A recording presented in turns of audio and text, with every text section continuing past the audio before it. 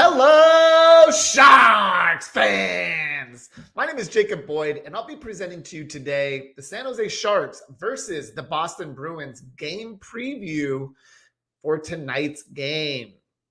Today, I want to get into some housekeeping in regards to, some injuries, some waivers, and starting lineup discussions. Then I'll jump into what each line needs to do in order for the Sharks to get the win tonight, touch on the Boston Bruins a bit, and then go over the projected lineups for both teams, and then finish it off with my final thoughts and outcomes of tonight's game. But before jumping into all of this, though, I would like to present to all my viewers something one of my best friends created for me and my channel. He created an intro to who I am as a Sharks fan, podcaster, and the love of hockey that I have. I really wanted to shout out my good friend Brian Wilson, who helped capture my best fandom moments and put it into a quick intro that will be on all my videos moving forward. I really appreciate you, my friend. So Sharks fans, I wanted to introduce you to this new look intro. So take a look and tell me what you guys think.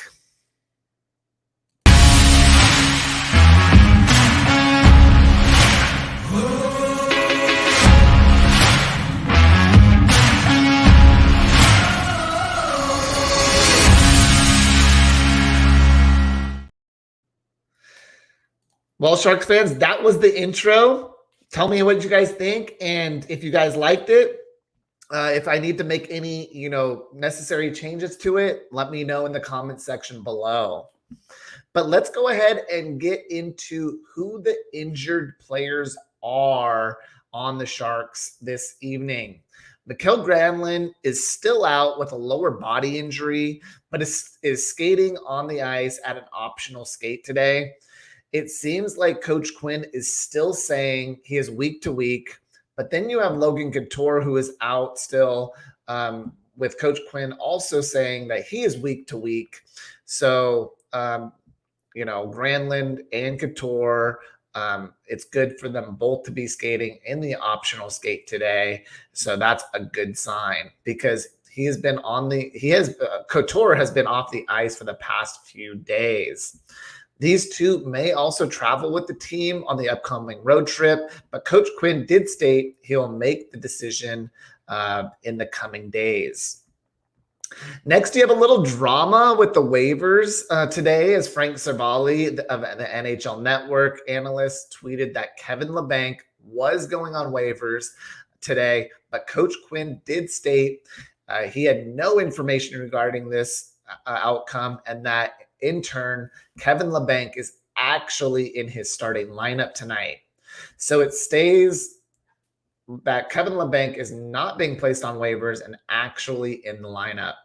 Not sure if this, source got something mixed up, but what he should have tweeted was that Radim Šimić was also actually placed on waivers today.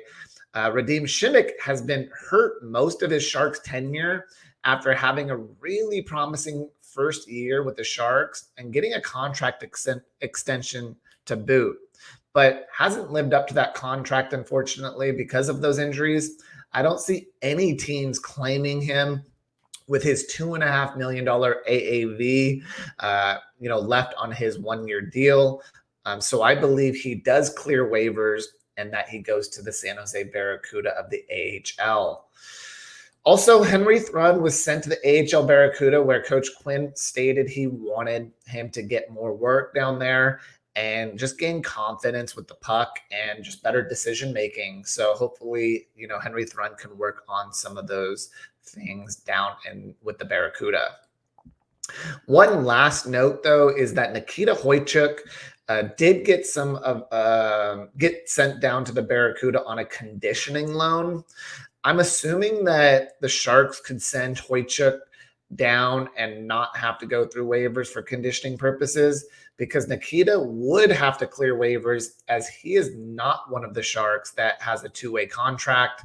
So this move allows for the Sharks to not have to have him go through waivers. I guess this is just buying the Sharks time to see, how Vlasic holds up with his injury. Also, do they want to keep Ty Emberson on the defensive core in the 23-man roster? Or do you just want to see how Kevin Labanc does tonight to see if they actually do waive him and if Frank Cervalli was right after all? And then would they keep Wojciech or not? So those are all the difficult questions that Coach Quinn and Mike Grier have to think about moving forward towards the bottom of this roster. But that's it for injuries and waivers. Let's go ahead and get into the San Jose starting lineup. You'll see that there's more lineup changes in David Quinn's roster here tonight, or lineup tonight. So you'll see that Barabanov moving up to line number 1, where he was at in line number 3 for the first 3 games. He's centered by Tomas Hertl and Anthony Duclair on the right wing. And I believe Coach Quinn wants to try and get, both of these wingers in Barabanov and Duclair going. And since Hertl has been, the points assist leader throughout 3 games, there's no better way than put these underachieving wingers on a line with Tomas Hertl, where he can dish the puck to them and hopefully get some goal output. Then you have line number 2 with Philip Zadina, Thomas Bordeleau, and Kevin Labanc. Moving Zadina off the top line was interesting because I thought he has been the best Shark so far this season, but moving him down with 2 players that have no defense is a bit tough in regards to, where he's at with his line mates.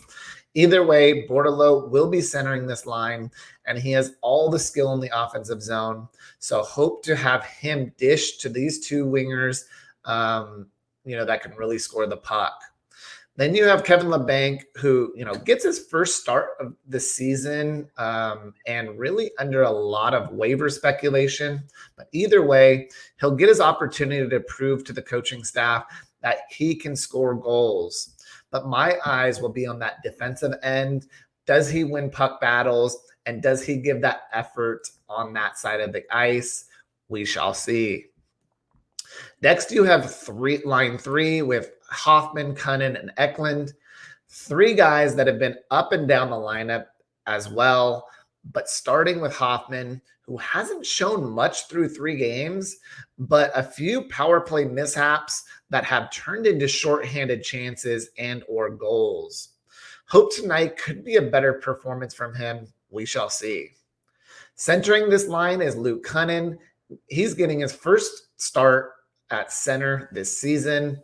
And I've never really looked at Cunnin as being a center in his career, but with Couture and Granlund out and Peterson most likely not in the lineup tonight, he gets forced here, and I'll be interested to see, how he does on face-off draws and, his positioning tonight.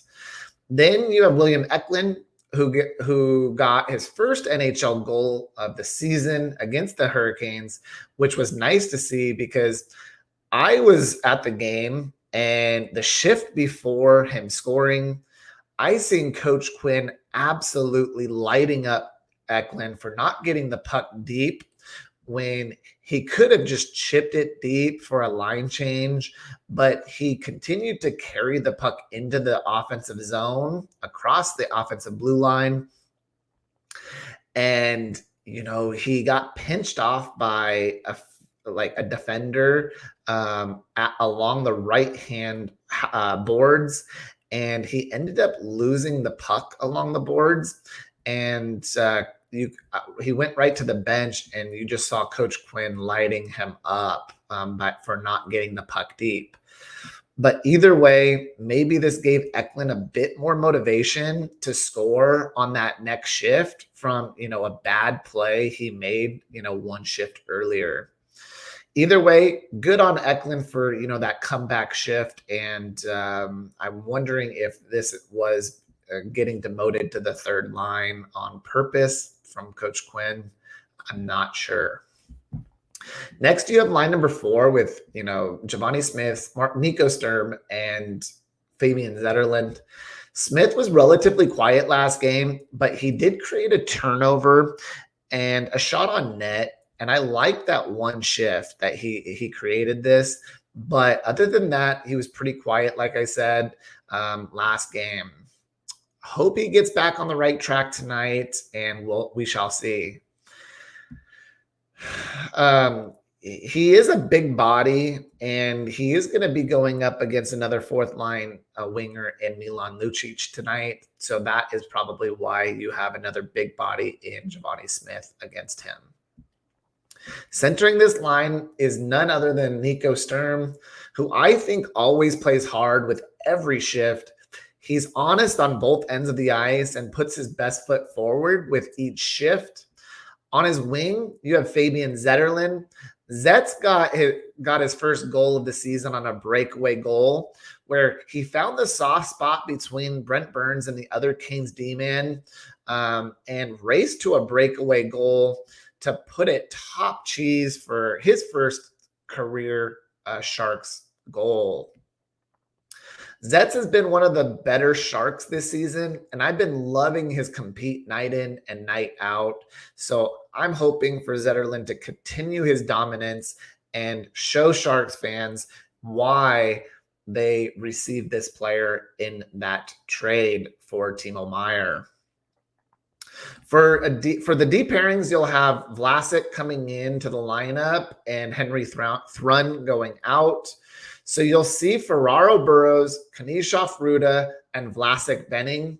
So it seems to me like the D pairings have been up and down through 3 games, and Coach Quinn has no idea from night in and night out what he'll be getting from these D pairings, but we shall see tonight.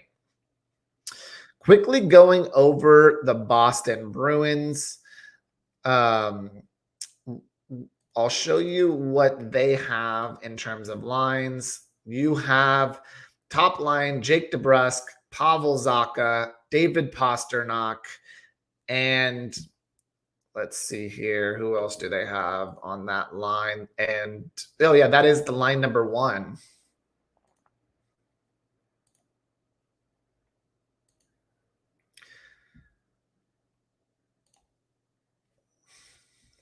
Sorry about that.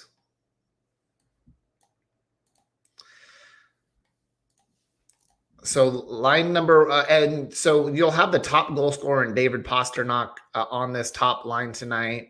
This guy just scores pucks everywhere on the ice because of his shot, and Sharks will need to contain him all night long.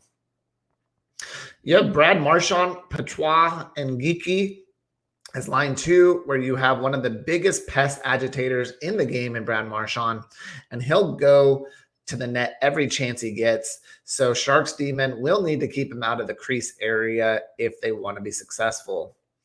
On the third line, you have James Van Riemsdyk, Charlie Coyle, and Trent Frederick. This may be one of the most underrated lines where these guys have size, speed, and skill who work in all 3 zones. So you'll want to keep them under wraps tonight. Line number 4, you have hated Milan Lucic, Beecher, and Lacau. I don't think Lucic is personally all that good anymore. He's a big body who will play physical, but hopefully our fourth line can capitalize on this line. Boston's D pairings, you have Zelchik, McAvoy, Lindholm Carlo, and Forbort and Shattenkirk. Some keys to success in tonight's game. I think every night you could say, stay out of the penalty box.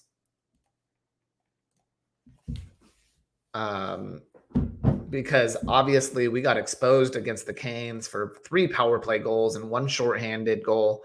So let's try and not take dumb penalties tonight, because they have David Pasternak, who was a bomb of a shot. And if the Sharks want a shot at winning this game, then it'll be most likely to minimize his opportunities to shoot the puck in scoring opportunities. Another key would be for the Sharks to limit shots on goal tonight and play in the Boston's end of the ice for more sustained offensive pressure. This Boston team is not a speedy team like, the past three teams we have played so far. So we just need to move our feet and sustain a little bit more pressure in the other team's zone. So that is a big key of mine. Last key to success is that Capo Kakinen will need to stand on his head tonight if the Sharks want to win. It's simple. Boston is a grinded out team where they'll chip pucks deep. They'll try and get people screening Capo Kakinen with every chance they get. And Boston is a team that plays a crash the net style of hockey. So expect them to crash the net for rebound opportunities.